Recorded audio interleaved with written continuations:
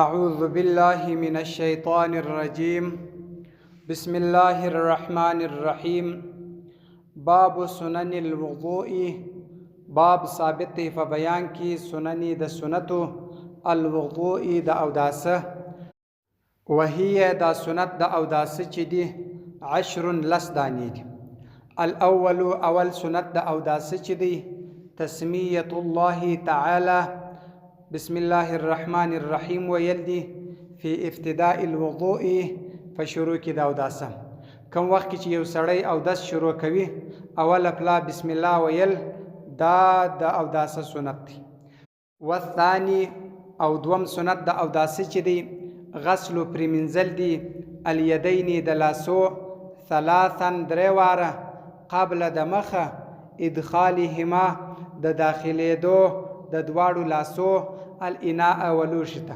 کچیر ته د اوبه په لاس باندې رااخه نو دریواره لاس پریمنزل د دې سه د مخه چې ته د لاس و اوبه ته ور اچي دا سنت دی.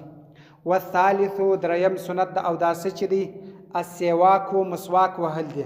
مسواک وهل دا سنت دی.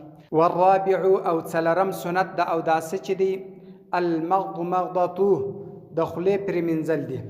والخامس پنځم سنت د اوداسه چې دی الاستنشاق د فز پریمنزل دی.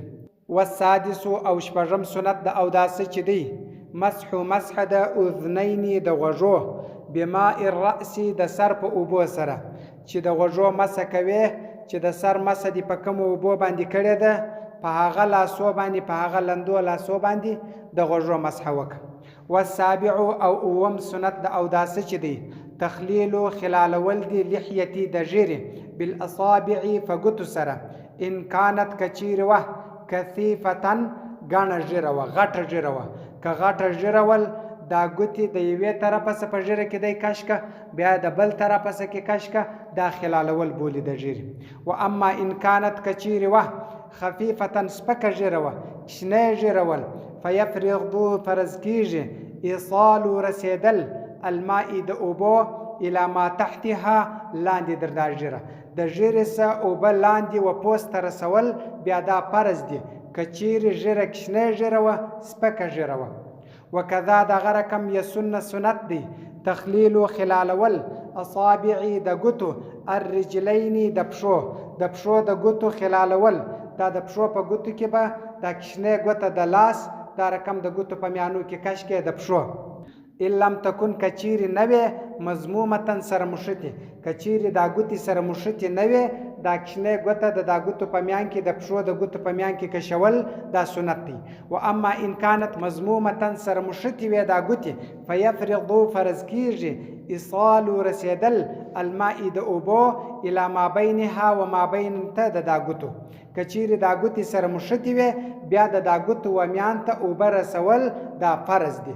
او که سره مشتی نه وی دا ګوته کې کشول دا اوبه ور رسول د دا ګوتو میان ته دا سنت دی.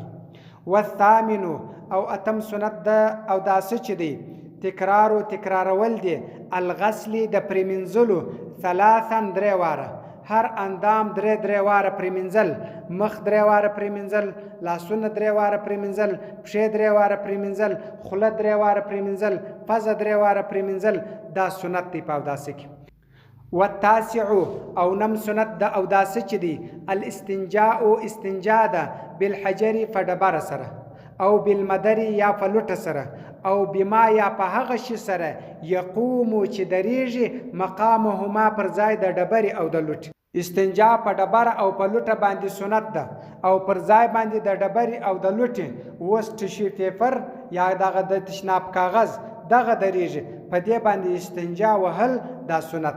والعاشر او لسم سنت د اوداسه چې دی الاستنجاء استنجا ده بالماء په اوبو سره عند په وخت کې وجود الماء د پیدا کېدو د اوبو. کچیرې اوبه پیدا کېدې اوبه ولې په اوبو سره استنجا وهل دا سنت دی. صدق الله العلی العظیم.